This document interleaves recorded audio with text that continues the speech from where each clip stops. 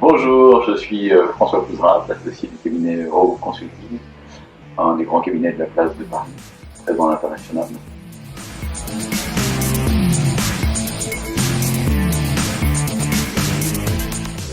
Aujourd'hui, la question qui nous intéresse, c'est quelles sont les évolutions de l'achat de conseil, et puis comment mieux procéder à cet achat de conseil, et comment mieux piloter lorsqu'on est d'un point de vue de l'acheteur. L'achat de conseil, alors le conseil c'est évidemment une prestation éminemment immatérielle, j'enfonce des portes ouvertes, mais qui repose avant tout sur un rapport de confiance, qui est très intuitif personné, qui ne se conçoit pas sans un rapport fort de proximité entre le commanditaire d'une part, son consultant d'autre part.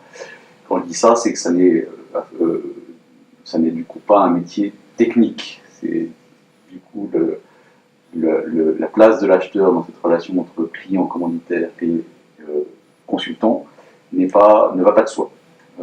Donc depuis 10 ans, cette relation existe, puisque l'acheteur a pris place dans la relation entre client et consultant. C'est une fonction, l'achat de conseil, qui a beaucoup maturé, qui a beaucoup progressé. Maintenant, on arrive à un stade où les équilibres sont difficiles à trouver entre ces trois parties que constituent le client commanditaire d'une part, le consultant qui rend la prestation, on va l'espérer de la plus grande qualité possible, et puis l'acheteur qui, au milieu, essaie lui de trouver le meilleur équilibre technico-économique, dans le jargon, entre qualité et prix. Pour autant, est-ce qu'on est au bout on va dire, de cette évolution, de ce nouvel équilibre à trois? Je ne le pense pas. Aujourd'hui, on est face à une vraie question qui est comment mieux prendre en compte la qualité des prestations, la qualité réelle, la qualité produite, et puis la qualité perçue évidemment par évidemment le consultant, bien sûr l'acheteur, mais surtout, essentiellement, le commanditaire qui est le client. Et c'est là que on sent, nous, consultants, que réside vraiment un axe de progrès. Aujourd'hui, il y a peu de mesures de la qualité des prestations. Cette mesure de la qualité des prestations, elle est soit effectuée par le consultant lui-même à la fin de l'émission, mais c'est évidemment le consultant est jugé partie de sa prestation. C'est difficile pour lui de... alors il va faire un retour d'expérience, mais le retour d'expérience, il est pas neutre par définition, puisqu'il est fait par le consultant, pour le compte de son client. Il n'y a pas de tiers, j'allais dire, neutre qui valide ça.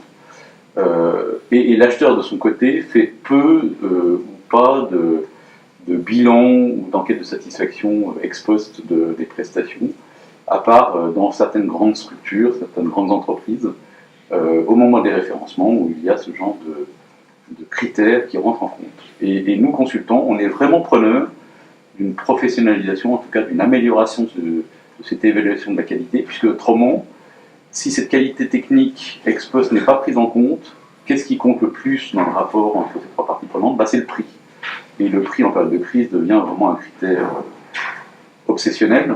On voit des entreprises qui développent des rapports entre qualité et prix extrêmement déséquilibrés, 80% sur la technique, 20%, plutôt 80% sur le prix, 20% sur la technique, ce qui sont des rapports où on ne peut plus parler de mieux-disance. Alors on parle de mieux-disance d'un point de vue des contrats, on parle de mieux-disance d'un point de vue des directives européennes, mais en réalité, on voit bien qu'on nous impose des gains des prix au détriment sans doute de la qualité. Donc, il nous semble que vraiment cette meilleure mesure de la qualité des prestations à la fin des missions, ou alors au moment des référencements, avec des baromètres, ou avec des labels, ou avec des certificats décernés par des tiers indépendants, neutres, et des entreprises commanditaires et des prestataires, pour vraiment apporter un mieux au système.